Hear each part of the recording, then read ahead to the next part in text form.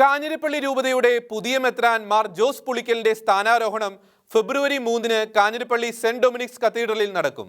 Zero Malabar സഭ major arch bishop കർദിനാൾ Mar George ആലഞ്ചേരിയുടെ മുഖ്യ കാർമ്മികത്വത്തിൽ നടക്കുന്ന ചടങ്ങിൽ സിനഡ് പിതാക്കന്മാരും നിരവധി വൈദികരും സന്യസ്തരും പങ്കെടുക്കും.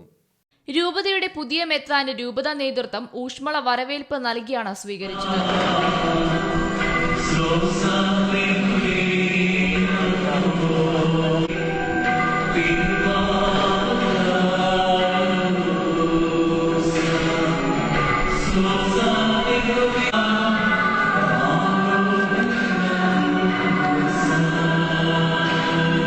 കൊച്ചിയിൽ ചേർന്ന സീറോ മലബാർ എപ്പിസ്കോപ്പൽ സിനഡിന് ശേഷം കാഞ്ഞിരപ്പള്ളി രൂപത അധ്യക്ഷനായി നിയമിക്കപ്പെട്ട മാർ ജോസ് പുളിക്കൽ ഇന്നലെ രാത്രിയാണ് കാഞ്ഞിരപ്പള്ളിയിലെത്തിയത്.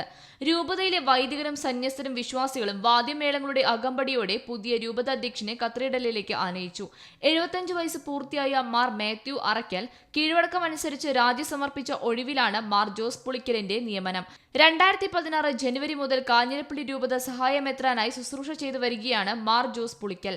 ദൈവനിയോഗവും വിശ്വാസികളുടെ പ്രാർത്ഥനയും ഫലവുമാണ് മാർ ജോസ് പുളിക്കൽ കാഞ്ഞിരപ്പള്ളിയുടെ രൂപത അധ്യക്ഷനായി നിയോഗിക്കപ്പെട്ടതിന് പിന്നിലെന്ന് മാർ മാത്യു അറയ്ക്കൽ ആമുഖ പ്രസംഗത്തിൽ വ്യക്തമാക്കി.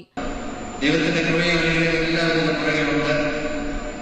ഞാൻ ചരിത്രമോ നമ്മുടെ രൂപതയുടെ ചരിത്രമോ ഒന്നും നിന്ന് ഈ സമയത്ത് നിങ്ങളോട് പറഞ്ഞ് വിശദീകരിക്കണമെന്ന് ഞാൻ വിചാരിക്കുന്നില്ല.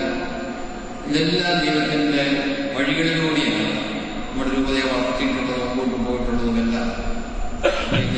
പിതാവ് പിന്നോട്ട് നമ്മളൊരിക്കലും പ്രതീക്ഷിക്കാത്ത രംഗങ്ങളിലൂടെ നമ്മെ നടത്തി അതിമനോഹരമായ രീതിയിൽ നമ്മുടെ രൂപതയുടെ എല്ലാ മുക്കിലും മൂലയിലുമെല്ലാം ദൈവത്തിന്റെ സാന്നിധ്യം കൃപയും നിറച്ചുകൊണ്ട് മുമ്പോട്ട് പോകാൻ നമുക്ക് ഇതുവരെ കഴിഞ്ഞിട്ടുണ്ട്.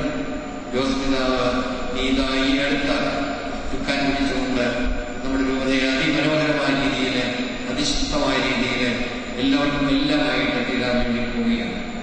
തുടർന്ന് നടന്ന പ്രാർത്ഥനാ ശുശ്രൂഷയ്ക്ക് മാർ ജോസ് പുളിക്കൽ നേതൃത്വം നൽകി. കഴിഞ്ഞ 43 വർഷത്തെ ചരിത്രമുള്ള കാഞ്ഞിരപ്പള്ളി രൂപതയെ ഇന്നോളം നയിച്ച 3 മഹാസാരഥികളോടുള്ള ഹൃദയപൂർവകമായ നന്ദിയും കടപ്പാടും മനസ്സിലുണ്ടെന്നും സ്നേഹവും സഹകരണവുമുള്ള വൈദികരും ആത്മാർത്ഥതയുള്ള ആത്മായരുമാണ് രൂപതയുടെ കരുത്തെന്നും മാർ പുളിക്കൽ പറഞ്ഞു. ഷെക്കേന ന്യൂസ് ബ്യൂറോ, കോട്ടയം.